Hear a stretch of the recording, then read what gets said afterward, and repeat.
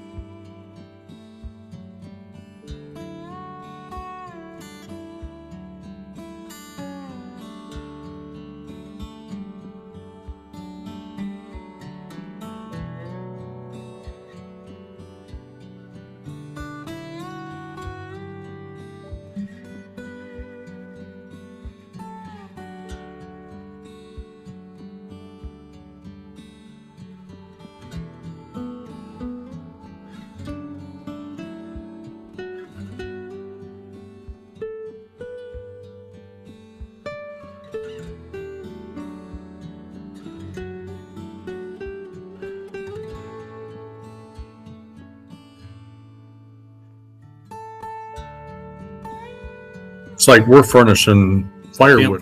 We're doing that Monday or Tuesday, maybe next Friday. We're going to cut an entire dump trailer load of firewood and take it over there and put it in the barn. And then that way, when people come up there, they got camp firewood. They don't have to go nowhere. And then we're just going to put a donation can out, and they can leave a donation. If they leave nothing, so be it, but at least it's something. Like if you want a campfire, you have to run all the way back into town to get campfire wood. It's already there. It's just one of those little things. And then we had someone call. Amy's been talking to him by email or messaging, whatever.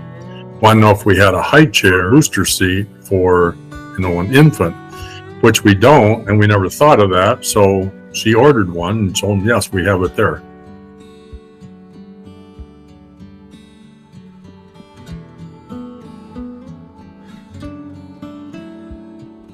So just things like that, is going to help kind of boost it. Keep talking about it. Interesting. In the garage, in the pole barn itself, we put in a foosball table. We put in the beanbag or cornhole game. We put that in there. Then we've got another big dining room table. 6 or 8 chairs in there, and we put the barbecue grill in the pole barn. So even if it's raining, they can go in the pole barn, they can cook, they can have their meals, whatever out there.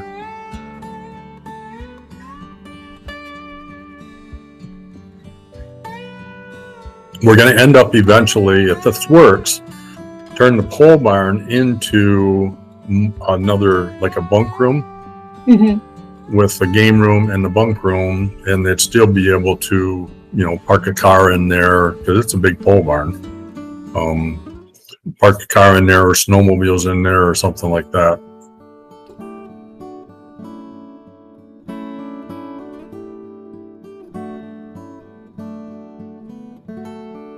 And this farmhouse is one that wasn't a hasty deal, but it was a deal that once we opened it up, there was a lot of stuff that was hidden that we didn't, you just couldn't see.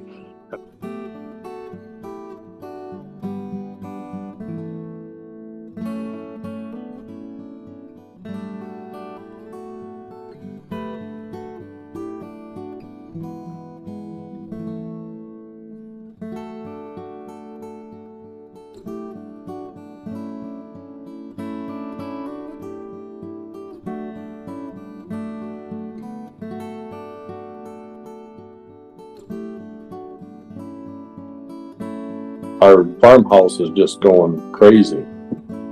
The Airbnb. In a good way? Oh yeah. Like crazy booked. Like June, July, August, September, completely booked. Oh my gosh. And we've had people in over Christmas, over New Year's, in this weekend, Valentine's weekend. It's just crazy.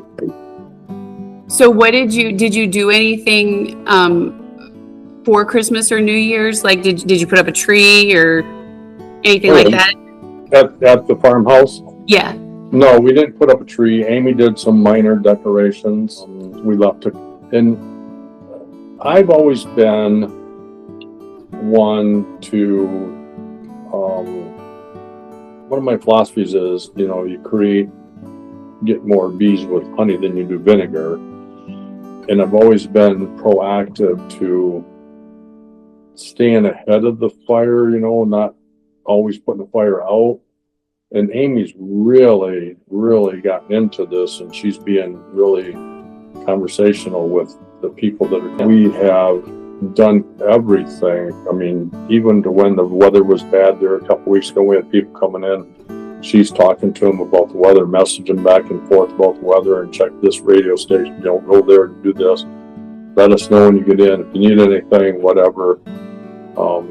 People wanted to know if we had the high chair for infant, and no, but we'll get one, so we got it. And she's been just right on top of it, doing everything and communicating with the people.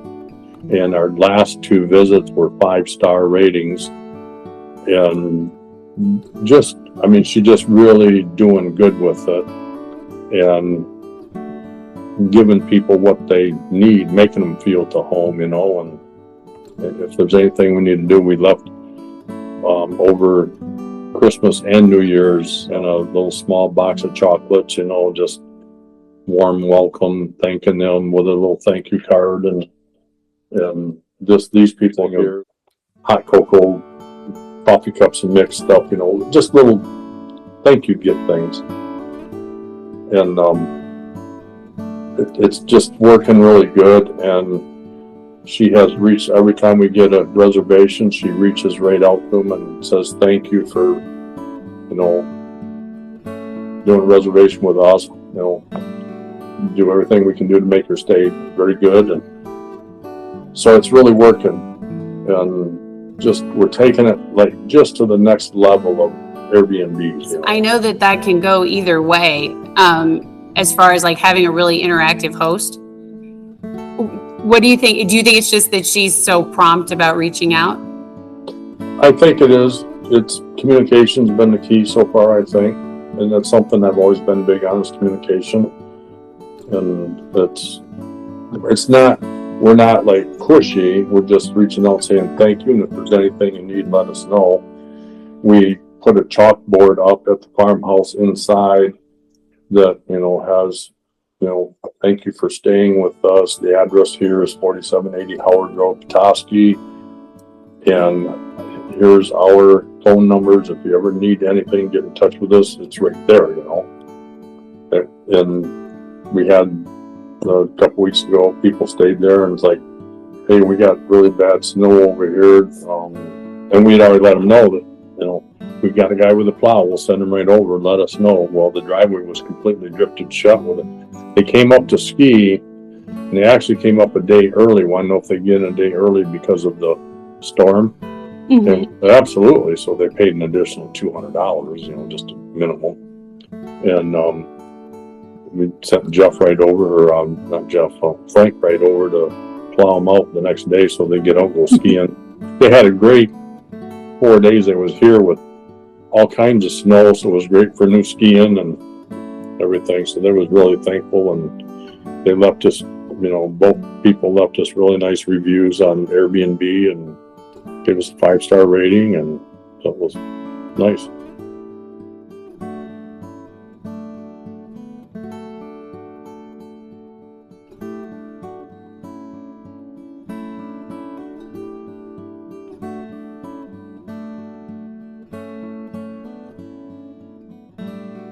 Visit dananutt.org/help. That's DANANUTT.org/help to learn more about how Dana can personally help you put on your work boots and take back control of your time, your money, and your life through real estate investing. That's all it in a nutshell, basically.